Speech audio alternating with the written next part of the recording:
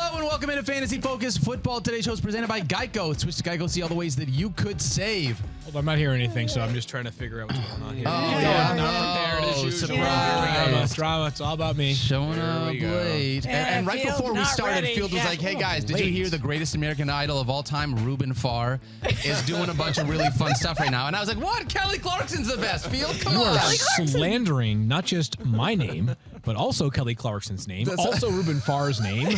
What is Ruben Farr doing these days? I have no idea. Is he still making music professionally? I don't know. I don't know. Okay, yes. Hopefully. Kelly Clarkson, confirmed greatest American Idol of all This is time, true. will host the NFL Honors Show, which she will present. I think it was the night before the Super Bowl, right? Yeah. So the night before the 49ers play the Lions in the Super Bowl. I don't know how that's Hey. possible, but I'm going to Two make it NFC happen teams. somehow. Yeah. Don't worry about it. The Eagles will also be the referees. I don't know. They'll be a part of it as well. Anyways, yeah, Kelly Clarkson going to hand out some hardware. Wait, so we got Kelly Clarkson doing football stuff, and Carrie Underwood does some football stuff for us. What other American Idols do we need to get involved in football right now? Justin Guarini is available for the halftime show. That's The it. name I was looking That's for. it. Yeah, Because, there you go. That's a good one. somebody upstairs in control room brought up Clay Aiken. Or was it you? Yeah, it was Field. Oh, It was Mike. It was Mike. Really good first name. That's why. I Oh, like that's it. what Oh, it is. God. Of course. I didn't even think Of about that. course. Anything for attention these days. You know? I will. What for about sure. Adam? Adam, he's like, Oh hey, yeah, Adam, and he did the whole thing with Queen, right? Yeah, Where he went yeah, around and yeah. What was his Adam last name Lambert. again? Adam Lambert. Yeah. Yeah, okay.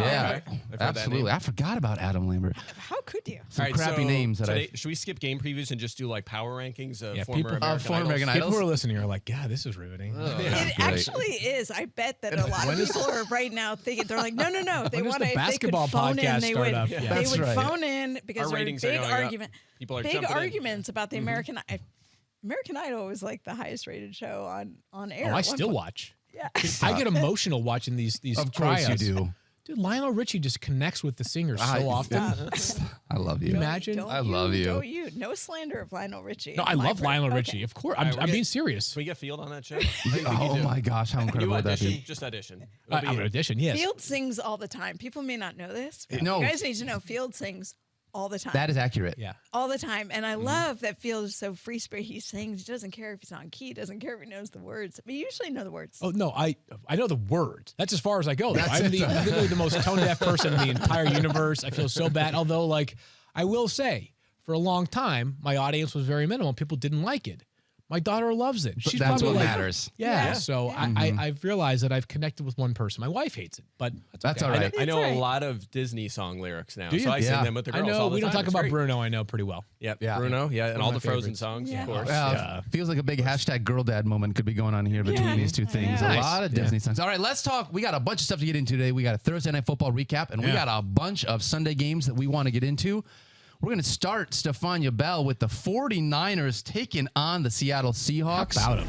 How about them 49ers? A lot of stuff to be able to talk about. I want to specifically start with how you feel about your new franchise quarterback, Brock Purdy, for the next 10 years of your Look, I mean, what more can you say? I think the most telling comments afterward came from all of his teammates. Yeah. You know, I mean, just the praise, the respect. Nick Bosa talked about it. Christian McCaffrey talked about it. But more importantly, Kyle Shanahan talked about how much pain Brock Purdy was in and that they literally did not know until that day whether he'd be able to go. In fact, they didn't want him even throwing in warmups because they didn't want it to take away from what he could potentially do during the game. And even Brock himself said he'd start, but he wasn't sure he'd be able to finish once he got going.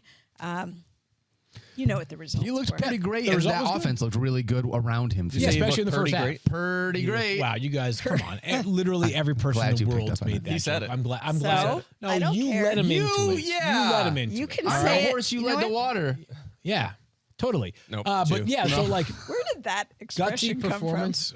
Didn't we have to from? The figure Wild out? West. I don't know. If Matthew was here, we'd ask him in the 1700s when he was doing all of his prospecting. Elementary school. He's like, well, you know, I'm Field, the you buggy. do know that saying, right? Lead a horse You to can water. lead a horse to Yeah, water, of but you course. can't make But- him drink. Yes. I Thank wanted you. him to. Oh, I'm finish. so Same thing sorry. as like I'm you so can teach a sorry. man to fish, right? That one, same thing, right? Like, But you can't. What's the other part? it's like you can teach a you man to can- Yeah, fish. see. No. should Don't on teach him to there. It's fish. like- More fish for you. That's That's what. Thank you, Mike, for saving me. if you don't teach him to fish, more fish for you is in fact the correct That's right. colloquialism. That's what it is now. All right, let's Yeah. talk about football field. So this offense, though, like it's been a gutsy performance from Brock Purdy, and it's been good enough to keep some players involved for fantasy relevance. I think what we're realizing, though, is that through basically 3 games with Brock Purdy, obviously last night was the first one in full without Deebo Samuel, is that you're going to expect greatness from Christian McCaffrey every single week, both as a runner and as a receiver. He was on fire in the first quarter last night. He had 5 catches. He ended up with just 6 for the game, but still 25.8 fantasy points is nothing to be upset about from CMC. It feels like 1 or maybe 2 other pass catchers are going to be sustained week in and week out, which is not that dramatically different from where it was with Jimmy Garoppolo. It's pretty similar. You're getting like 90% of Jimmy G passing production, maybe 80%. Last night was a good matchup to run the football a ton, and with the way that this team is playing defense right now, they can afford to run the football more than probably other teams can. Yeah. It basically keeps the value afloat. George Kittle had a monster night last night. He's locked in as like a tight end that's going to be started every single week. You may get greatness, you may get a dud, but that's how that position works.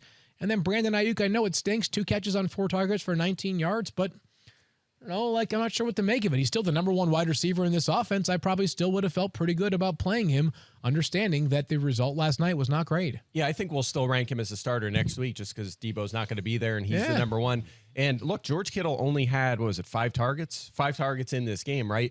The one thing they are doing, it was a low volume passing game, but one thing they're doing well, I tweeted about this like in the third quarter, is almost like 90% of their touches were by 3 guys. It was Ayuk, it was Christian McCaffrey, and it was George Kittle. That's what we want, right? Just keep funneling targets to those guys. And Shanahan's always done that pretty well. As long as that keeps up, those guys will hang at least on the fantasy radar. Yeah, I hate to be like famous last words, but I couldn't be more impressed with Christian McCaffrey and what he's done this season. He is playing basically every snap for them until late in the game and just absolutely dominating, crushing every narrative that was surrounding him coming into the season. He has been remarkably brilliant. On the Seahawks side of the ball, Stephania, we got a lot to talk about, but I want to start with Kenneth Walker III, who came back. We got to see his first little bit of action against what is a tough 49ers defense. How did you feel when just watching Kenneth Walker? Yeah, I think he was fine. I think there was nothing about the injury that was problematic. That was just the matchup. Right? As Mike said yesterday, 95% of the concerns were about the matchup, 5% were about the injury, and I talked about this yesterday. The hardest decision to make in fantasy for this week was probably Kenneth Walker III.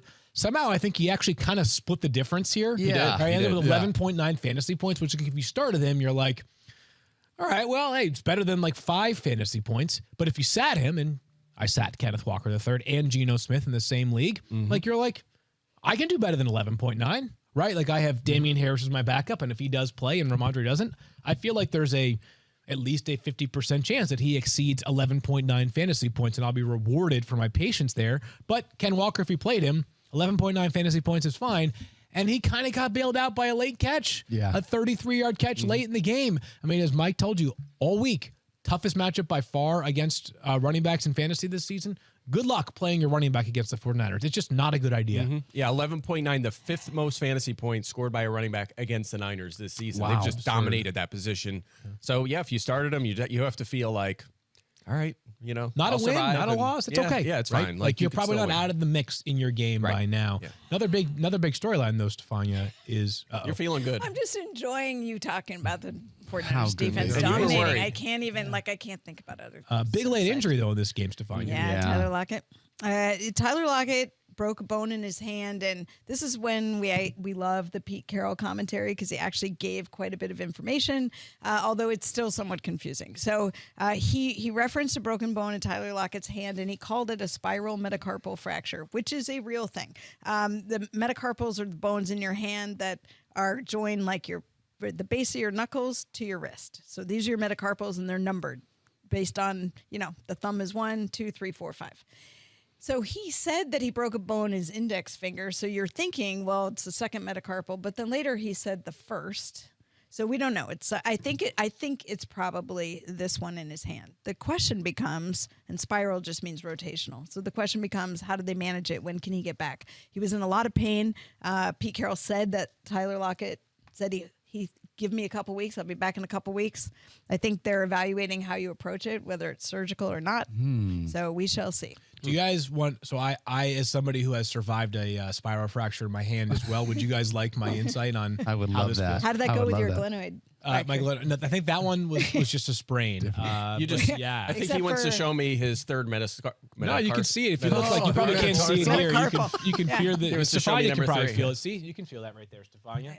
See how that's flat? That one's got the Oh, swelling. did you actually have it? Yeah, I'm not Oh, kidding. you really? Oh, wait. Yeah, no, I broke- right, yeah. You really did. Had a Okay. fire football fracture, injury? lacrosse. Yeah. So yeah, I ended up. I had a hard cast on for like a couple of weeks. And Was they it put a spiral fracture too? Yeah, a spiral fracture. Yeah, you can sort of see it. How Look was it? at Were you this. able to catch 60-mile-an-hour passes from pro Yeah. football quarterbacks afterwards? yeah, or no? yeah, no, like I don't want to brag, but like, yes, I could. You could. Okay, all right. Yeah, Well, I did a lot so of start things. Tyler Lockett, can I guess. Still, We're I good. mean, I can still so- do the 12-ounce curls as well, which Yeah. is good. Were you back the Miller Lights. following week for the fantasy playoffs? I was not. Now, then again, even Okay. if I were, it wouldn't have mattered. I was like end of the bench guy anyways. So actually, you know what? I was back. I was back the next game.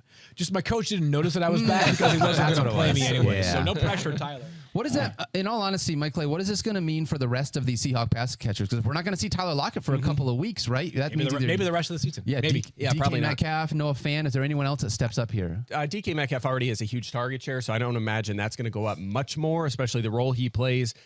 Marquise Goodwin, I don't think you're going to feel comfortable starting a guy like that. I mean, he'll be more valuable in maybe 12 to 16 team leagues, but Yeah. don't feel great. Noah Fan may be a slight boost, but he's really struggled all season long. So, look, Lockett is a big target share. They have to go somewhere, but I think they're going to spread him around to a few guys. I mean, Goodwin's the guy if you're in desperation mode in deeper leagues, If but you need it. I deeper don't league. think I would look to those guys. They draw the Chiefs next week and then the Jets following that. So the next couple of weeks, you got to get a good matchup, but then a terrible matchup. So I think next week, maybe if you're desperate, you could turn towards Marquise Goodwin, but you'd have to be in a pretty cushy spot, or a pretty bad spot, I should say, to have to turn Yeah, I mean, that we're talking direction. like either round 1 or 2 of your playoffs. You're probably not in that spot where you need to start Marquise Goodwin. Yep. But Agreed.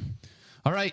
Last call. Shout out to Stefania's 49ers. 21-13, 10-4. And it was by the not way, that close. Cute, it was not. Division winners. They're division winners, and they are FOLs, Friends of Lions, because with the loss last night, the Seahawks are now 7-7, which means if the Lions win on Sunday, they would also be 7-7, which means they would be that much closer to being in the playoff mix, Daniel Dopp. That's right. Yeah, so you owe me, Daniel. Is basically what I took away Well, from that. wow. That's interesting You're the buying way lunch. that works out. All right, I guess I'm buying Yes. lunch. Let's talk some Sunday and Monday football previews. We're going to start with the Eagles at the Bears. NFC champions. Oh my gosh. Here they Get come. ready You know for a what? whole list of Don't names. try and encroach on my. Hey, it's my turn now. Lineup blocks include, there's Whoa. 7 of them. Wow. Jalen Hurts, Miles Sanders, A.J. Brown, Devonta Smith, Dallas Goedert, Justin Fields, and David Montgomery. That is basically the entire Eagles offense. Stefania, have we heard anything more about Dallas Goedert on his return? But just that he's feeling good about it, Feeling and good? I think this stands where it did when I was talking about it the other day. That I think he looks good running. The question's going to be if he falls and lands on that shoulder, how does it respond? We've seen we don't have the specifics of somebody with a glenoid fracture, like that's existed certainly, but we don't usually know those kind of details. Sure. But if you think about somebody who's had shoulder instability, like a Dalvin Cook, for example, and then you get hit the wrong way and then it acts up. Yeah. That's sort of the potential comp, I think. Dalvin for Cook, a DeAndre Swift. situation. We've seen a couple of players like that. Yeah, a different sort of issue. But that would be the concern, is that he lands wrong, something happens, and then it knocks him out of the game. But I think you're assuming if he starts that they're going to play him. I don't know that they would limit his activity because it's not like a soft tissue injury where you're worried you're going to pull it. I will just say this. I know we mentioned him as a lineup block, and I know that I mentioned this, I think, on Wednesday. But I've heard from a few people that have asked, are you at all nervous about Justin Fields against the Eagles? They've been the best defense in terms of defending opposing quarterbacks in fantasy. Obviously, the Eagles are nasty on defense. But we also know that the best strength of them in terms of defending opposing quarterbacks is those that throw the ball a lot. And not that Justin Fields can't throw the ball. He's certainly a very capable thrower, but he's been owning with his legs this year, and Philly has only faced, I would contend, 2 really athletic quarterbacks, Kyler Murray and also most recently Daniel Jones. Just to reiterate the numbers, Kyler Murray, 42 rushing yards all the way back early in the season, but just 4 rushing attempts in that game for Kyler. Last week, Daniel Jones, 26 rushing yards plus a rushing touchdown. Justin Fields is a totally different stratosphere as a runner in terms of both athleticism and utilization this season than either of those players. Along those lines, I feel comfortable starting Justin Fields and expect a big day. Yeah, agree 100%. We're downgrading him for the matchup, but he's still in the top 10, worst case, top 12. You're starting him. Yeah, his projection, Mike's projection was 19.97 points. So he might be down like 4 or 5 points from where he normally would be. And I think it's an interesting conundrum because Justin Fields was a guy that people added. It wasn't like they entered the season with Justin Fields. So you maybe rostered a second quarterback throughout the second half of this season, or you had to account for Justin Fields' absence last week with a reasonable option. Do I turn to a Dak Prescott over Justin Fields? My belief, keep Justin Fields in the lineup. Agreed. I'm with you on that one. Mike, really quickly with Justin Fields, obviously there's a big strength to this Eagles defense. Do you see any of these pass catchers? And by pass catchers, I basically just mean Cole Kmet. He's the only guy that I consider there. Right, because Chase Claypool, dicey, but you probably weren't starting him anyway. He's not fully in tune with the playbook yet. He hasn't been good in fantasy yet. So Darnell Mooney's on IR still. So. Exactly. So we're avoiding the wide receivers. As for Cole Kmet, since week 9, 14.2 fantasy points per game. That's number 2 at tight end, right? And with the state of that position, you feel pretty good about that. 5 touchdowns, big target share. Again, maybe no Chase Claypool, no Darnell Mooney. He's going to be throwing to Cole Kmet a lot. So with the state of that position, yes, Kmet, I think, is a fringe top 10 option if you need a tight end. He's the way you can go. And for people who are concerned, Justin Fields was on the injury report because of illness. He did practice fully yesterday and said he feels no residual effects from the illness. He's fine. I feel like we're all sort of on the injury report with illness this time of year, just like in and out. I'm on and off the Stephania is sick injury. of dominating opposing offenses Yeah. right now with the way your 49ers are playing. Stephania doesn't get Sick sick. of it. That's Never the problem. Knock on wood. All right, next game up. Cowboys at Jaguars. Lineup blocks for this one include both of the running backs. Can you believe we're here? Tony Pollard and Ezekiel Elliott, CeeDee Lamb, Dalton Schultz, Travis Etienne, and Christian Kirk. I actually want to ask a question on Travis Etienne because it is since his bye. He's had 3 straight weeks where he has not reached double-digit fantasy points here, Mike Clay, and I'm curious.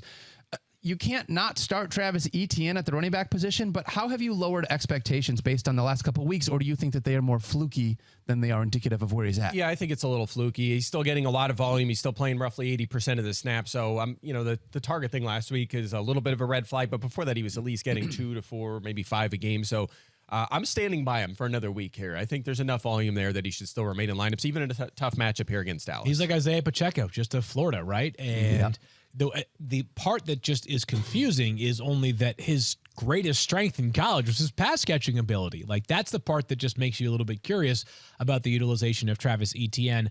For those that are watching the stream right now, you may notice my ranks are not up there. There's been a ranking issue specific to my page on the platform on ESPN.com, which means that when we revisit these rankings on Sunday Night Show, mine will be exactly where the players actually finished during the week. So while you don't see my Travis Etienne rank on there, if he's RB6 for this week, that's where I had him. If he's RB60 because he busts, don't forget that I told you he might bust as well. Yeah, exactly. Yeah, it's like a 1% chance, but just making sure I've covered all my bases. That's fair field. Quickly on these pass catchers. Zay Jones. Are you trusting Zay Jones? We've seen some up and downs from Zay Jones, but we've also seen a lot of volume here first week of the playoffs. I mean, volume is the king, right? And 10-plus targets in 3 of his past 4 games. Touchdowns have been very, very hard to find. 2 this entire season, but I know a guy works for a small company. It's called OTD, is one of these stats that he came up with. I don't know how.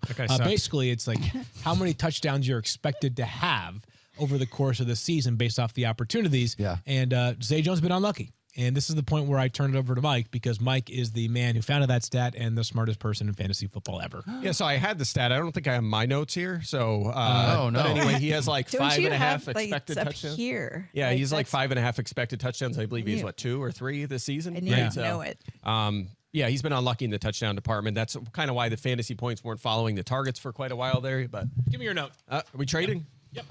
That's me. It's the secret sauce, man. No trade.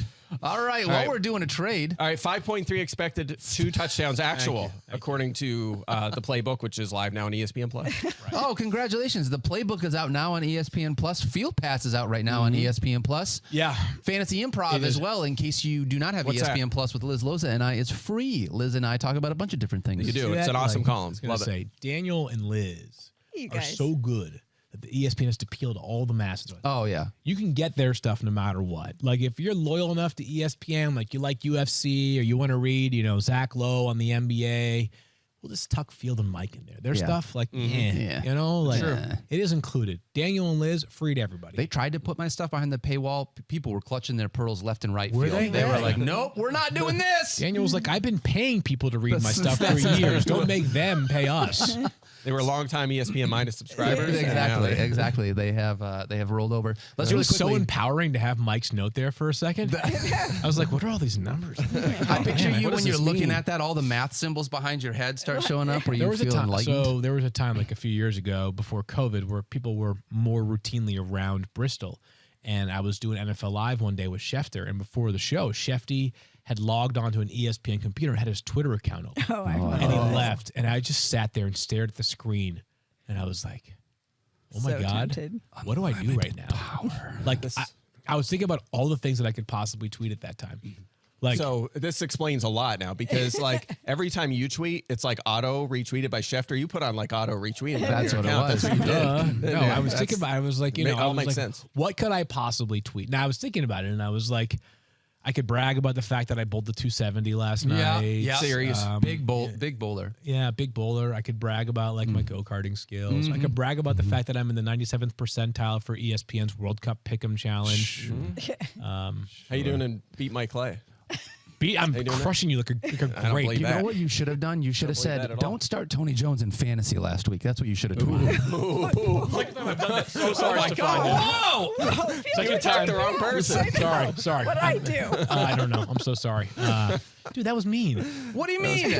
What are you supposed to do? It was tough. yeah. No, you should. I mean, but listen. I didn't start him. Yeah. I had that one time with Matthew. Matthew left his Twitter up on the computers in the radio studios. Do you guys remember? What'd you tweet him? I tweeted, I was like, just in case everyone wonders, like my favorite person at ESPN far and away after all the yeah. times I've worked here is Daniel Dopp. I love him. And I did a big photo of whatever. It was one of his most engaged tweets, actually, which Doesn't is surprise me, Really quickly, speaking of most engaged, last week, Evan Ingram was I love it. unbelievably unreal. The number one player in fantasy, not the number one tight end. The second time this year that a tight end has been the number one player in fantasy. Shout out to TJ Hawkinson as the other guy. Are we starting Evan Ingram again this week against the Dallas Cowboys, or was last week just a... I mean, how do you bench him after last week? It is hard to bench him. I have him tight end 10, though. It is close. Check this out. Cowboys, second fewest fantasy points to tight ends. 1 touchdown allowed. Only 1 tight end has reached 10 fantasy points against them this season. Wow. So they've been dominant against that position. It's tough. I mean, he's definitely not a lineup lock. If anything, he is what he's been all season. He's a if you're in a tough spot, you want to start him, fine, but he's just a borderline tight end one, right Be with that prepared other for group of everything. other tight ends. Be prepared for everything with Evan Ingram. He could have 39 fantasy points on Sunday, or he could have 0.39 fantasy points on Sunday. Just be prepared for everything. All right, let's move ahead. Talk Cardinals at Broncos. Lineup blocks for this one are short.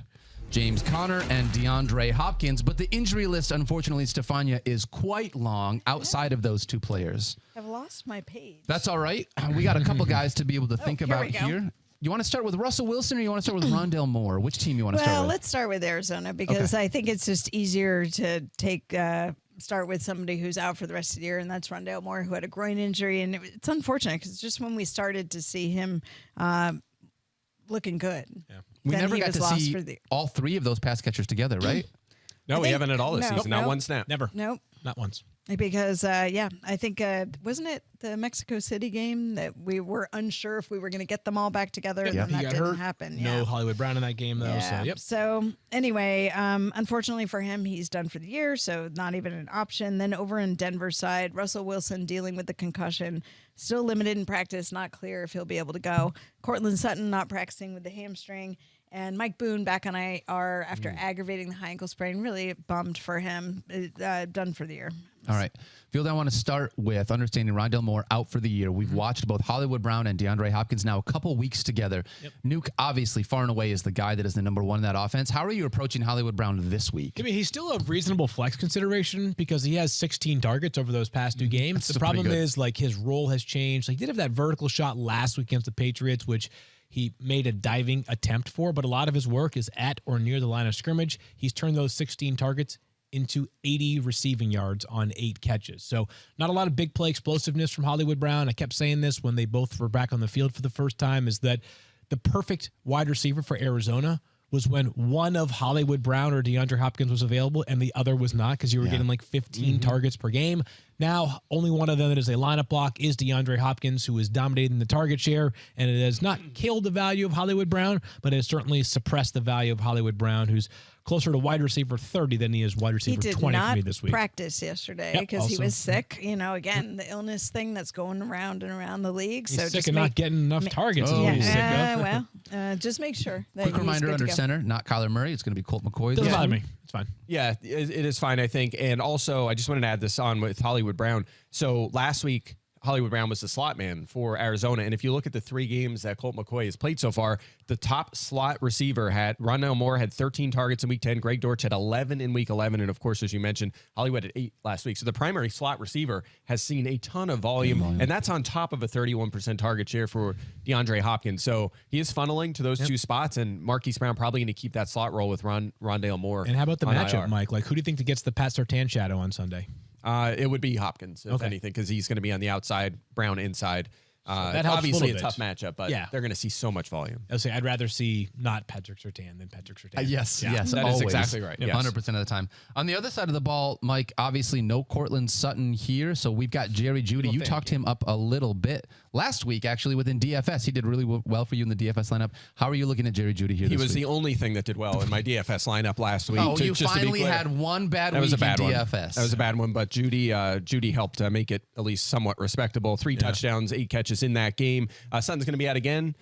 So Kendall Hinton may not play. KJ Hamler's out. I mean, it's going to be the Judy show. 7 or more targets in his last 5 full games. 16 plus fantasy points in 3 straight. Remember, before that last injury, he was trending up. It seemed like that breakout was finally coming. Then he had that short setback, but it picked up where it left off last week. He looks like the real deal. Regardless of who's under center, he's going to see a ton of volume, so he should be in lineups. I know what it's like to have like one bad day every once in a while. Like I don't know, like 2 weeks ago, I went go-karting with some friends. Yeah. And I had it was the only time I've ever been like below 3rd place. It was the only time. Only time. Sure. Yeah. Only time. I'm surprised you said believe friends. I when you said that story. Yeah, Rather than like coworkers. workplace acquaintances or something like You that. guys are ruthless, huh? Well, no. No. We're I think just surprised birthday. you still He's like my us. friend. No. We're surprised you think of us as Yeah, friends. I exactly. think of you as a friend, Field. Yeah, I think of you guys as friends well because when you win, when you lose, say little. When you win, say less. That's what And it is. When I come back and kick your guys' butts, I'm going to talk about it for the entire show. He's been practicing every day. He has been. I am He's been nervous out about that it. to the track. He got a season pass. Uh-huh. He has a black card. He could just walk in. They just let him. He bought pick his own card. helmet with he's got a little GoPro over top so that he can watch his lines Watch afterwards his to make tapes. sure he knows what he's He has- doing. Review his film. Breaking down the tape, baby. Yeah. He's got Kinley sitting there just bouncing on his leg while they're going through stuff. Really quickly, I boy. also Core think strength, yeah. for me, I have Greg Dulcich as a starter here in this offense, especially without course. Cortland Sutton. Nobody else here. Great matchup. Other than Jerry Jeudy. And yes, Field, like you said last week, great matchup here against the Arizona Cardinals. Just do it. Yep. Just do it. Start him. Yep. What about the running back here? Because I look at Latavius Murray, Field, someone that I feel like has been nothing but getting a bunch of work through the ground game. Again, no Mike Boone here, and he's also been catching passes in the passing game. Well, so Mike said yesterday before the Seahawks game that Kenneth Walker III is a usable play with no upside. That's been Latavius Murray since he got right, this for job a with while. Denver, right? Like he has no upside. Like I don't think you're going to get 20 fantasy points from Latavius Murray unless he somehow scores 2 touchdowns. But if you need, I would expect that Latavius Murray will score between 8 and 14 fantasy points on Sunday. 3 or more catches in 4 of his last 5 games. So if he can Yeah. get in the end zone and catch a couple of passes, and that's what you're looking for. You're looking for him to get in the end zone. Yeah, we'll see. You know, it's like these are pride games now, right? Where Yeah. it's like you don't know how these teams are going to come out there and fire. Like Arizona's season's basically over. Denver's season's already been over. Now they're out of their backup quarterback. You'll learn something about these guys. The reason that matters is that, like, I think in terms of talent, I actually think there are some decent pieces on the board defensively for Arizona, but they're inconsistent. Can the Broncos run the football against them? Probably. Patriots did so with 2 guys who had never played before last week, but Latavius Murray is like he's not going to average 5.5 yards per carry. It's going to be like 21 carries for 77 yards. Yeah, Arizona not good against running backs too. Zach Allen's supposed to miss this game. He's been playing really well this season, so I think it's fine. I think he's just the volume he's going to see gives him a respectable floor, much like like you just said with Kenneth Walker. But keep in mind, the other running backs without Mike Boone, it's Marlon Mack, who's we know he's not going to be a feature back, right? He's going to be limited, and that's it. I mean, Divine Ozigbo off the practice squad, maybe he'll get a touch or two, but that's why it's hard to rank Murray low because there's no one else. Like, he might play 80% of the snaps here. Yes, no question about that. Yep. All right, let's move on and talk Patriots at Raiders. I'm interested to see who gets the opportunities here in this backfield. Stephania, I'm going to ask you about that. Lineup blocks include Ramondre Stevenson, Josh Jacobs, and Davante Adams. But we have a number of injuries to Patriots running backs, as well as, Stephania, I want to get some updates on Darren Waller and potentially Hunter Renfrow. Hunter Renfrow Kobe Myers, too. back. Yep. Yeah, there's a lot going on here, and none of it good for the Patriots backfield. I mean, Ramondre hasn't practiced, and Damian Harris has been limited, but I am hearing that he is not looking particularly, like the healthy version of Damian Harris. So, right. If it's... I think otherwise, but I think we'll see him on Sunday. Really? I didn't say we wouldn't see him. Oh, okay. I said he looks like doesn't himself. look like himself. Wait, so Stevenson, we think is going to be out. Yeah. will be out. Would you like... Go ahead, Phil. No, it's fine. I'm getting confused now what we're talking about and which one's playing and which one's not. So Stevenson Ramondre Stevenson, I do not expect to play. Okay. Damian Harris may be the one left standing. Yeah. Okay. I do not necessarily think he is 100%. He's dealing with a soft Gotcha. tissue injury. Okay. So even though he's doing some work in practice, he is not looking great. Okay. Okay. 10-4. So do with that what you will. Okay, Mike. So I'll ask you, if he plays, would you value Damian Harris as a lineup block? He'd be pretty close, right? Just because you think he's the lead back, right?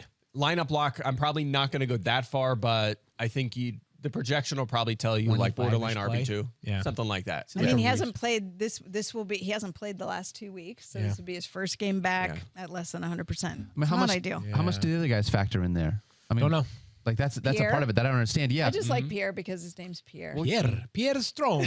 Yeah. I don't know. I think it's hard to say, Daniel, because we don't know. Like, so Damian Harris stylistically, Kevin Harris stylistically is more like Damian Harris than Pierre Strong is. So if you have Damian Harris back, does that mean that Kevin Harris is basically emergency use only, or the fact that Kevin Harris got the first run last week, does that indicate that he's further up the Patriots depth chart than Pierre Strong? Right. So Pierre Strong is only going to get you work if it's break glass in case of emergency use only. My guess, I would probably stack him up like this, factoring in what Stephania says.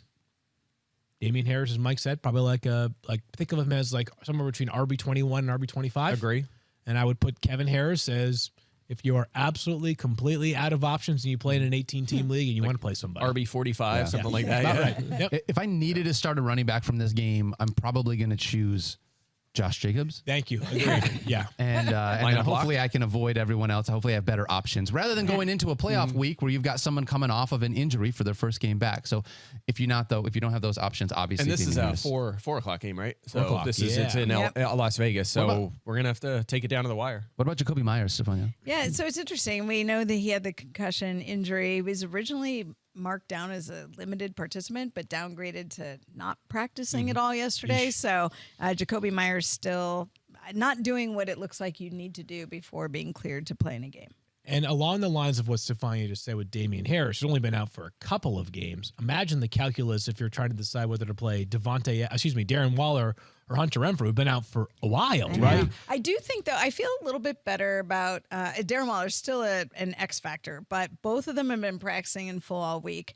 And Darren Waller, if you read a lot of what he said when he went on IR because of the hamstring, it was really thoughtful. And he seemed to have a very good awareness of where he was and that he did not want to come back till he was 100%. He made that very clear. It's part of the reason they made the move to put him on IR because he was struggling with the hamstring before that.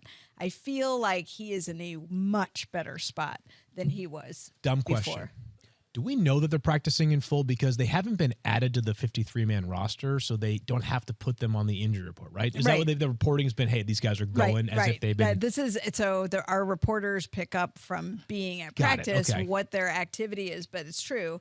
Anybody who hasn't been placed on the 53-man doesn't have to be on the injury report. So people have no idea, right? Darren Waller, Hunter Renfrow, but Paul Gutierrez, who covers the Raiders for us, has been posting little videos of practice, and so we hear from them what their activity is. Well, I saw a couple reporters say, like, oh, they're off the injury report. And like fans were like, all right, we'll see him. And then someone had to, the way it works is like they're not on the active required roster, to be right. on the report till they're on the active Gotcha. roster. I would say make other plans for both guys. Like, you're already not using Renfro. He has been horrendous in fantasy this season. Yeah. And Waller, I mean, I have him 13th. You know, he might be limited in this game. I know tight end's a mess, and maybe that's your best opportunity or your best option, but he hasn't played, just Stefania's point. I mean, he hasn't had, 6 targets in a game since week 2? Wow. You know, it's been a long time. Even his last couple games, he was limited. So I would be trying to avoid that situation if I possibly can, at least for one more week.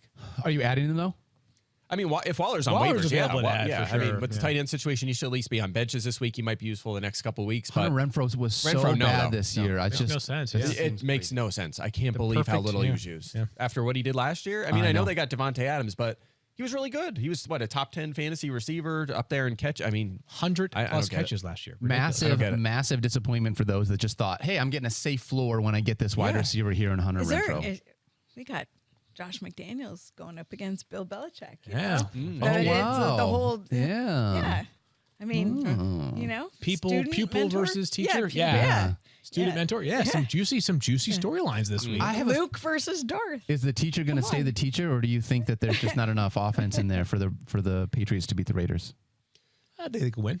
yeah, I think, Close it should be a close game. But I mean, after what happened with the Raiders last week, I mean, it's hard to bet on them. That was rough. All right. Painful. Let's talk That was rough. Titans at Chargers. That's our next matchup here. This one should also be pretty fun. Lineup locks include Derrick Henry. That's basically it. Justin Herbert, Austin Eckler, Keenan Allen, and Mike Williams for the Chargers. Love all 4 of them. Stephania, I want to ask you about Traylon Burks. We watched him a couple weeks ago. Catch a touchdown, scary. got knocked out. I'm still not practicing. Okay. I do not expect Traylon Burks.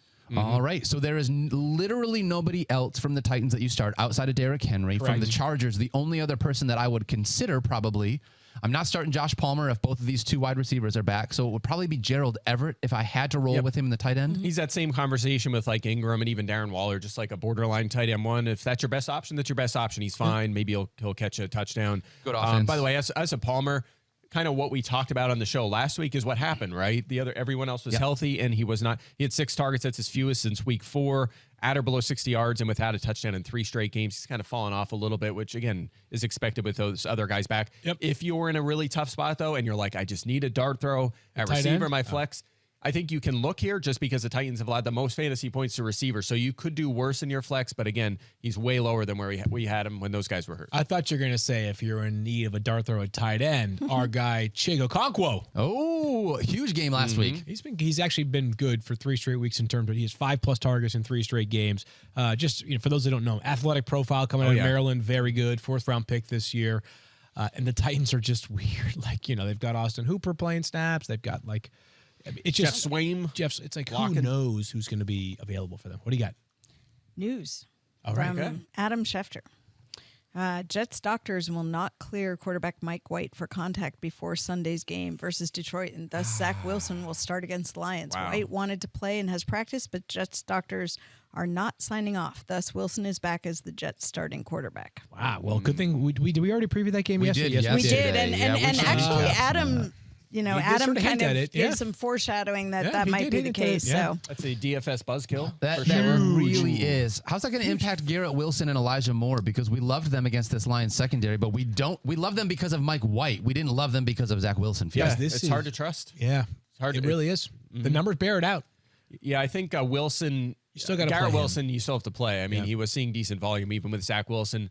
But guys like we'll see on Corey Davis. I'll still be surprised if he goes. But Elijah Moore, I mean, I don't think you could justify him now as a flex. I mean, in DFS, he's still 30. What is he? he's so cheap, 3,600. Maybe yeah. you could still punt there if Corey Davis is out. But obviously, a downgrade here. massive- It's just buzzkill. here's what I will say. If you want to flip it the other direction, I was worried about, Mike White Starting all and not along. finishing? Yeah, Yeah. him starting and not finishing, or him starting and not being able to perform. And just going back to what you saw with Justin Herbert when he was struggling due to his rib injury early, I thought we might not get the version of Mike White. So at least you know now that you have to make another plan versus starting does him help. and hoping for something. Clarity. So, Well, glass that half full, sucks, people. Stephania. Glass half full. The gravity of this moment for Zach Wilson cannot be overstated. No. Zach Wilson, the number 2 overall pick in 2021, is now taking over again as a starting quarterback at a time it's not quite a playoff game, right? The Jets could lose and still be in the playoff mix. But we're sort of at that point of the season where every game has a direct tie to your playoff chances. Zach Wilson may have lost the locker room about a month ago when he refused to take responsibility or accountability after a dreadful performance. Yep. His team's going to need him on Sunday. If Zach Wilson performs well, resuscitates his value as the potential franchise quarterback going forward. If he doesn't, can you ever expect Zach Wilson to be the starting quarterback for the Jets for a long period of time? Nope. Massive, massive, massive opportunity for What Zach would have Wilson. to happen for Zach Wilson to take this job back over from Mike White? Because it's just coming in and I think if he plays well, like if he 335 and two touchdowns, then it'll be a conversation going forward. And they'll definitely say, Mike, take as long as you need on those ribs, right? They play next Thursday night, by the way, against the Jaguars. So it's a quick turnaround from one game to the next. So right. it could be that they need him for 2 games no matter what. It also could be if he struggles, Joe Flacco versus Trevor Lawrence next Thursday night. ooh, I'm excited for that game, Ooh. actually. Me too. It's I saw sneaky the fun. promo like Jets, Jag. I mean, Yeah. that could be for a playoff spot I potentially. mean, the Jets actually have 3 fun games coming up. Yeah. They have Sunday Lions, Thursday Jaguars, and then the Seahawks in Week 17. Like 3 games, teams they don't play all that often. Like those Yeah. are fun Yeah, that games is for the fun. Jets, and it's going to obviously dictate whether they make the playoffs or not. boy, that Dolphins is a in the thing. final week of the season. It's a too, for good them, thing though that the Jets kept. It's a good thing that the Jets kept Zach Wilson around as an insurance quarterback field, because right now with Mike White going down, they needed someone back there. And if you don't have an insurance option, a lot of times you are just left really holding the bag. Where could you be going with this? I don't I think know. you're trying to get me to read the thing about Geico. I think I don't have the right scripts. I'm gonna grab it that's here right. from Hold on. somebody. You're Yeah. doing good with notes today. So one of the things about Geico is Geico wants I don't have it either. Geico There we asks. go. Geico asks, how would you love a chance to save some money on insurance? You don't really need You've been the doing this script. every day, right? Like you must know this in your sleep. Of course you would. And when it comes to course you great would. rates on insurance, Geico can help. Like with insurance for your car, truck, motorcycle, boat, and RV, even help with homeowners or renters coverage. Plus, add an easy-to-use mobile app, available 24-hour roadside assistance, and more, and Geico is an easy choice. Switch today and see all the ways you could save. It's easy. Simply go to geico.com or contact your local agent today. All right, before we dive into our next game, we're going to throw it over to our friend Thirsty Kyle, who's got a little bit from our chat. Kyle, what's up? Ryan Vaughn wants to weigh in. Big time listener of the show. It's his birthday. All he wants is 2 wins and a Ryan. shout out for his birthday. Ryan. Happy birthday, Ryan. We You can only can't sing, like sing? 1 or 2 Yep. words of that song, so I am going to send you a happy birthday tune electronically somehow. I don't know if that's possible. That's exciting. Was there anything? How old is Ryan? TBD. We do not know the answer to that I question. can't I'm wait going to for him to guess. respond. He had a question 76. though, right? Right? Did- He's like 70. Or 82. wait. Did he have a question? No, just wanted a birthday shout out. Cross we probably should get birthday it. shout The out. question is, did you guys Oh, I know thought he today's had a my question. birthday? That's what the question okay. was. we We do. didn't Now know. I Asked do. and answered. Happy birthday, Brian. That's very Asked cool. and We answered. appreciate all the support here for sure. Oh, man. Thank you for still listening here in Week 15. All right, let's talk about Bengals at Buccaneers. Again, another game that at the beginning of the season sounded like it was going to be freaking awesome here in Week 15. Yeah. It's still, blocks- it's still half awesome. It is half awesome because the lineup blocks include Joe Burrow, Joe Mixon, and Jamar Chase. Those 3 are all really good. Chris Godwin also has been really good for this team. But, Stephania, we've got some injuries Yeah, we do. outside of Jamar Chase in this Bengals wide receiving core. Yeah, I'm just going back with my friend Ben Baby, who covers the Bengals for us, just trying to get the latest on what the vibe is around Cincinnati, because we really couldn't read it on T. Higgins last week. Now, No, could we we? couldn't. After the one snap, and it sounds like he's doing pretty well. And I think, if anything, the extra time to sort of reinforce that he's going to be good to go. Limited in practice this week, but is trending towards playing. And then Tyler Boyd, I think this is really interesting, had a fractured dislocation. Have you had this, Field? No, I haven't. Oh, But I have a okay. question after you finish the Tyler Boyd thing. Okay. Fractured dislocation, and he talked about seeing the bone through his skin A fractured dislocation. of his finger. terrible. And so compound fracture, punctured the skin, open fracture, it's called sometimes. And he said, no, he wasn't in pain or anything, just kind of shock at seeing the bone in his hand. Pretty amazing. And guess what? It looks like he's going to play, which I thought, they were talking about how long it would be. It sounded like it could be a couple weeks, but it sounds like he's going to try and go. I'm going to make a joke here. Please know this is just a joke. Okay. But Tyler Boyd's going to play after a bone stuck through his hand, and Tyler Lockett's like, oh, my hand hurts so bad. No, it's Oh my not funny. gosh. Again, as somebody who Not has funny. powered through a spiral fracture in the past. No, more seriously, I think the big question, though, is, and I'm not trying to be facetious Yeah. here, is that, like, if if T. Higgins is active, what does that mean? Like, do we know that like? Well, I think after last week, that's not going to happen twice. So if he plays, he's That would be playing. the third time, Yes. though, right?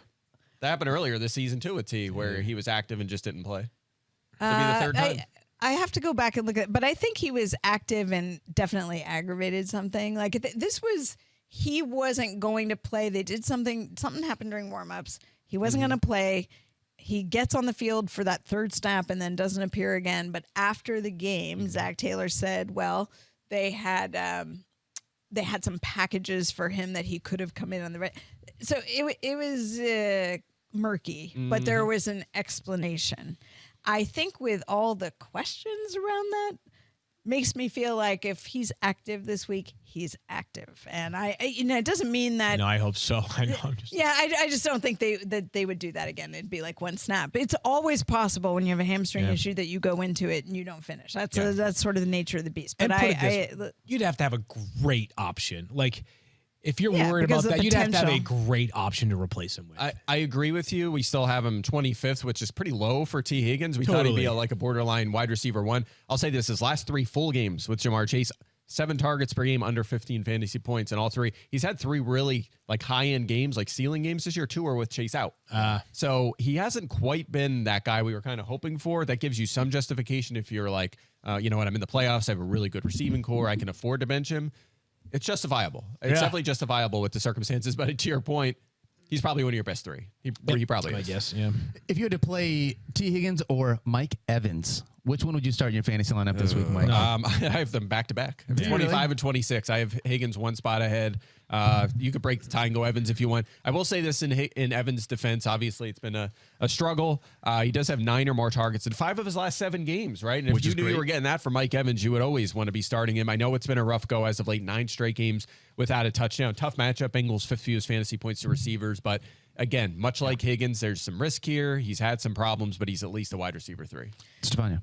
I feel like we're going to keep coming back to the Jets, but there's more Jets Jets. news. Oh, 2 things. Corey Davis is officially out for this game. And then Rich Cimini, again, one of our phenomenal NFL Nation reporters who covers the Jets, said Saleh won't, this is his tweet, Saleh won't get into specifics of White's rib injury, has a chance to play next Thursday, but short week, quote, makes it a challenge for him to play.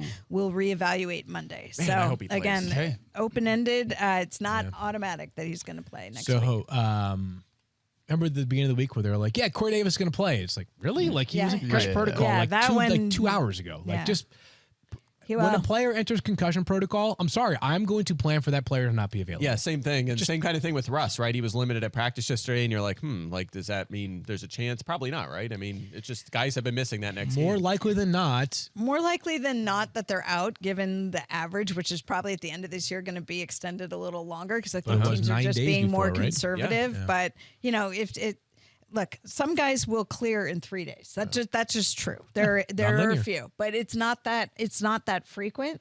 And also, limited means a wide range of things. Sometimes it's just that they're walking around at a walkthrough, and that's considered. And that's actually what Russell Wilson was doing a little bit of earlier in the week. I can't remember the last player, at least from a fantasy perspective, like one of the fantasy positions, who had a reported concussion, left the game, failed the protocol, whatever it may be, and then played the next game. Matthew This season. Stafford. Huntley. That was a long right. That was earlier this season, right? Yeah. Huntley. Huntley will play this week. All right, there you go. That's Yeah. a good example. So he's Okay. Yeah, so the there's only- that's one, but that's very so rare. Stafford, Very rare, Huntley, there's a few, and Stafford had another issue that was spinal cord contusion and complicating things. Yeah. But I'm just saying it's not. We have to remember that they're going by criteria; they're not going by time. Yep. So even though we Sure. talk about days, it's not they're automatically going to sit a week. But I think if they're on the fence, they're going to exercise caution because it's a head injury. Can I close the circle on Bucks Bengals and just a couple other thoughts there from that game? You brought up Mike Evans versus T. Higgins, and we can also separate the conversation because Mike Evans is a unique conversation by himself. Mike mentioned how the Bengals have allowed the 5th fewest fantasy points to perimeter wide receivers this Just season, receivers right? in general. Just receivers in But general. good against the perimeter. Yeah, too. good against. And by the way, they've done it without their best cover corner and Chidobe Awuzie. Beyond that, they haven't allowed a receiving touchdown to a wide receiver in the past 3 games. The only wide receiver to score in the past 3 games was Traylon Burks recovering a fumble of Derrick Henry's. Right. They've been locked down. That being said, do we really think that Mike Evans can go an entire season held down? Yes. Guys, really? I don't know. He hasn't scored since October 2nd. I know. Mike Evans, one of the preeminent touchdown makers in all of football, hasn't scored since October 2nd. One thing of note here that Trey Hendrickson sounds like he's probably iffy to play for Cincinnati on Sunday. Why does that matter? Often rushes from the right side of the line. That's the left side for the offense. And Bucs left tackle Donovan Smith, and I am not speaking with exaggeration, has been arguably the worst player in terms of penalties this season in the NFL. Holdings have been a massive issue for him. It negated that 64-yard touchdown pass to Mike Evans this past week. He had another one that called back a different Mike Evans touchdown. So while the touchdown numbers may seem terrible, and by the way, I have Mike Evans lower than Mike does, wide receiver 28. But if you're looking for optimism, it will be rooted in maybe the pass protection's a bit better. Maybe, just maybe, Mike Evans, because he's a 6'4" potential future Hall of Famer, finds the end zone for the first time in 2.5 months. Yep. And 9 targets a game. You Take know, that. 5 of his last And it 7. will be- You will not keep him down if he keeps saying 9 targets a game. to It will answer be your a question. great. How do you say that, though? Because he's done literally the entire season. know, He I has been know, held down. How many I times know. has he hit 20 fantasy points? Once. One time this year, Mike Evans hit It's 20 totally- fantasy points. you're totally and now right. I'm going to trust him here in the fantasy. Like, this No, is the it's- emotional aspect that you're You not have him wrong. 28th. 1,000%. I do have him at 28. Yeah, no, Daniel, it's exactly what we talk about. Like, you have to do yourself. You have to either go with the emotions and play Christian Watson over Mike Evans. yes. Right? Or you just say, don't know the player, don't know the fantasy points. I just know the things like targets and snaps This and role, routes volume. run, which Yep. all things being equal are important indicators. If I had those two players, if I was choosing between them, I'm playing Christian Watson. I am. I don't think that's such a crazy thought. But if you're in a like, I'm trying to will this into happening, by the way, Existence, right? yeah. Where I talk about this league. I've got a league where all of a sudden, because of injuries, it's a keeper league. I am. Imagine saying this. I am now down to Tom Brady as my only option at quarterback. wow. Tough life. Wow. That's not great. No, it's not. But so yeah, so those are the reasons why if you are playing them, you're saying, I'm playing them and I do have a slightly rosy outlook about it. Part of the reason why I have a slightly less rosy outlook, and not all the things you said I totally understand and agree with, is in part because I felt like the running backs were massively involved in the passing game Every last week too. Every week. And because again, they can't That's pass not going protect. away. Well, they can't pass protect. And if they can on Sunday, those running back dump offs will be a little bit lower.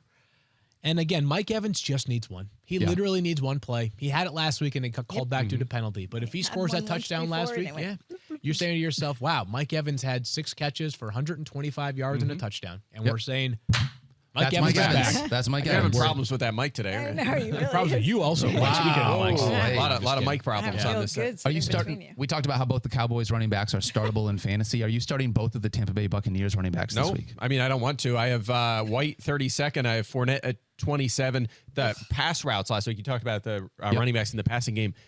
28-7 in favor of Fournette. Now, White had a big edge in carries, but Fournette had kind of dominated in the route department. Well, so White also caught every time Seven he went of for a his route. 7 targets? He literally went out on route 7 times. I think he had 5 catches. Yeah, he had 5 Because targets on again, 7 it's routes. Yeah. all just dump offs. It's pass protection breaks down, and all right, you just leak out for a ball that is caught 3 yards behind the line of scrimmage, and you turn it into a 2-yard gain. Yeah, it's a 2-man backfield in an offense that doesn't score It was points. the Kenneth I mean, Walker playing last night, right? Last night he had 3 catches for -1 yard until that 4th catch for 33 yards. Yep. To bring him to 4 for 32. Yep, Oh, not a great situation. They're flex options at best. Flex Yeah. options. Yeah. All right, let's move ahead. We'll talk Giants at Commanders here for Sunday Night Football. Lineup locks for Sunday Night Football include Good news from Stephania. Saquon Barkley. We're going to talk about him in a second. And Field's favorite, Terry McLaurin. Terry. Stephania, give me some updates on Saquon and please make them good. Yeah, I think Saquon's been pretty open about acknowledging that he hasn't been playing his best ball lately, and he had a neck injury that made him a question mark coming into last week. He said he feels way better. Those are his words talking to reporters yesterday.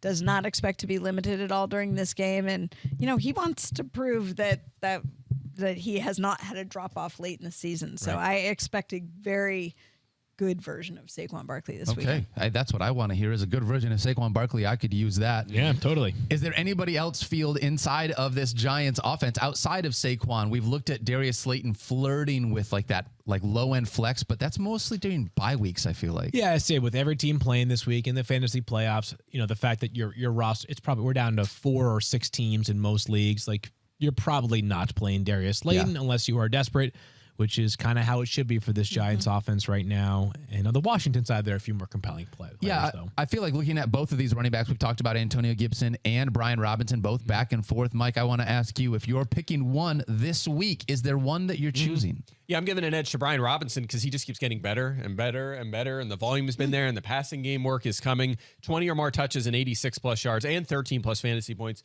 in 3 of his last 4 games. So he's been pretty solid. 5 targets in his last 2 games, which doesn't sound like a lot, but for him, it's a step forward from getting 0 every game. Also, Giants can't stop running backs right now. 5 straight games, they've allowed 150 yards to running backs. So it's a good spot for both of them. They get a little bit of an upgrade, but Robinson is the preferred borderline RB2 flex option. Gibson, under 15 fantasy points at 5 straight, under 9 in his last 2. He's not, he's kind of the 1B now. He's he's still kind of leading the way in passing situations, but with Robinson running so well and soaking up so many touches, it has limited Gibson down now to a low ceiling flex. Yeah, which is tough because we really liked him because of the passing game work that he was getting. But it was there. It was there. But now, I mean, Robinson's just getting better. Which we love to see. Love to see. We love the story of Brian Robinson, obviously. Any of these pass catchers outside of Terry McLaurin that we're looking at? We talked about Curtis Samuel and Jahan Dotson at different times throughout the year. It feels like that time has passed. Yeah, definitely not Dotson. Can't trust him right now. As for Samuel, coming off a big game, kind of a bounce back at the 9 touches against the Giants. That's who they're playing here. That was their last game. Their bye week kind of mixed in one of them scheduling quirks. But before that, 5 straight games under 5 targets, 3 straight games under 45 yards. He just took a big dive for most of the season at the one big game. I don't really trust him. He's a 12-team league flex. That's it. I saw Scott Turner, their offensive coordinator, yesterday say that Curtis Samuel is one of the smartest players he's ever coached. And I was like, hey, do you think he's capable to handle, does he have the intellectual aptitude to handle 14 targets this week? Because that would be so that would be great. I would love that. Yeah. That would be fantastic. Yeah. All right, let's talk one more game, guys. Right. One more game to close out what is our Week 15 slate. Monday Night Football, Rams at Packers. Lineup locks. It probably sounded like a good as you know what. Yeah, it sounded like a good idea at the start of the year. But the Rams, I'm like, wow. The Packers. If the Packers don't win this, what's wrong with them? Yeah, they should have a combined 20 wins. That's what kind of we expected at this point. Between these 2 teams. You know, they've combined 20 losses. This is a sneaky important game. So to Stephania's point, they better win this game. If not, does Aaron Rodgers sit the rest of the season? Maybe. Yeah. Big question mark, I think. Going Definitely forward. looking a lot of incentive for Aaron Rodgers to, I want Aaron Rodgers to win this game. That would be fantastic this week. Game. Yeah. I mean, look at the Rams' offense is depleted. Most of those guys are gone for the year. Cooper Kupp, Matthew Stafford. Yeah. We'll see if Aaron Donald plays. That sounds unlikely on defense. Let's just stick with that with Stephania then. Is there a single Ram that you would consider playing in your first week of the playoffs? Cam Akers is the only guy that comes to mind to me, and that's desperation if I'm just so banged up at the running back spot. But that's it. Field, Mike? Anyone? Higbee is borderline tight. He's in that same conversation with those borderline tight end ones. Akers, 3 touchdowns the last 2 weeks. You're very lucky to have gotten them. I mean, he's getting modest carry volume. 1 receiving yard in his last 9 games. I mean, that is crushing. And a bad offense. I mean, the only thing you could say in his defense is the Packers have led the 3rd most rushing yards to running backs this season. Maybe that helps a little bit, makes them 12-team flex worthy, especially non-PPR. But no way. I mean, if you could avoid this backfield, this whole offense, you're doing that. Everything about this offense, if you can. I think Aaron Jones is obviously the only guy on the other side of the ball that is a lineup lock. But I do want to ask you, we talked about Christian Watson. How are you benching Christian Watson, Mike, based on what it is that he's done? Because it's not been volume, but he has certainly been giving you results. Yeah, I mean, I'm just worried about he has exactly 6 targets in 3 straight games. That's the fear that he has a 3-catch, 29-yard, 0 touchdown game, because it's coming unless the targets go up. It is. And Romeo Dobbs is back now, and he's going to at least play a little bit, get a target or 3. I'm just worried about the targets not going up. I want them to, but the touchdowns aren't. This isn't going to keep up. He's just off the charts. Not sustainable. It's going to be hard for you to not start Christian Watson with all the things that he's done. The only thing I can think of is that, here's Aaron Rodgers. It's Monday Night Football. He has good history on Monday Night Football. He wants to show up and show out because otherwise it could be the end of his season and in a very unglorious fashion. And who's going to give him the best opportunity to do that? Christian Watson. Yep. And Christian Watson, even though they play indoors, he went to North Dakota State for college. 5 degrees is warm for him. I was like, even though they play indoors, they don't play indoors. North Dakota State plays indoors. Yeah. I know. Yeah. He's like I know. 5 degrees. Christian Watson he'll be warming up without sleeves. You put a little Vaseline on you. Vaseline. This is the oldest trick in the book. Yeah, a little You have to do Vaseline it. in your Yeah, arms. I think it's a skier's trick originally, but all these offensive linemen that go sleeveless, they just get lathered up. Running backs is trickier because you have to hold the football. But those running backs, those offensive linemen just like. We've been thinking about doing that. I've been talking to Shadid, who's one of our A2s here, about just having a big jar of Vaseline for when we come to the studio because it's so cold, just to rub on our arms when we come out to Yesterday we do the used show.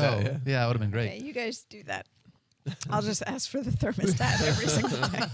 Not slathering up in Vaseline. That is almost going to do it for our Friday show, but really quickly, I want to throw it out to Thirsty Kyle. Kyle, what you got for us? Okay, I can't type fast enough to tell all the people in chat how to handle this weather situation this week. They want to bench Waddle for anybody and any receiver. We're talking Peoples Jones. Nope. They're going everywhere here. So can you please help me talk people off a ledge here? Jalen Waddle, super good at football. Yes. It's a lot of targets. You're playing him. He's a lineup block. Mike McDaniel has said, "Oh wait, do not talk to me about the weather." I think he is that is just the attitude they're going in with. Nobody's going to talk about it. They expect to perform. The pressure's on them. They haven't had a good couple of games offensively. I'm more nervous about Tua than I am the wide receivers because Tua he could throw for 225 yards and 3 touchdowns, and Jalen Waddle can have 7 for 80, and Tyreek Hill can have 10 for 110. So I am consistent. I will play my wide receivers. I'm still nervous about Tua, but you'd have to have a very, very good option to bench Tua. Yeah, it'd be tough. I don't even believe in weather, so I'm starting Jalen Waddle. That's the guy who wants Vaseline on his arms for the studio. Oh my goodness. That's going to do it for. Well, Mike Look what doesn't I have believe in to put up momentum, with. so like there You are believe in things. momentum, Mike? Not forward thinking. No, it's descriptive, not predictive. Having momentum means nothing. leave the Friday show on that. Okay, we got a nerd quote to close out there. Look at Let's that. go. We can do a whole show. That's an off-season I owe you show. one. Whole show. I owe you one here. That's an off-season show. That's going to do it for us here in Week 15. Momentum Thank you so is much real and it rules. for hanging out with us. Niners win the NFC They have West. all this momentum. They're going to dominate whoever they play next week. Who do they play? It doesn't Yeah, even do you know? matter who Doesn't they matter. play. Do we care? Doesn't matter. No, I don't we believe in don't care. opponents either. No, we don't care. Shout out to all you guys for hanging out with us. Good luck here in Week 15. We love you. Don't forget to love each other. Please be kind to yourself. And we will see you on Sunday morning for Fantasy Football Now at 10 a.m. Eastern on ESPN2. Don't forget to set your lineups. Are Saturday games. Saturday games. Let's go. See you, friends. How do you throw stuff? Sometimes it's yourself? fun. Have you ever thrown things? It's just cool. I don't. Be yourself throw on things. Sunday. Pick up that bell. Just pick up that. Not Stephania. No, the bell on the table. Not Stephania, Mike. Put Stephania down.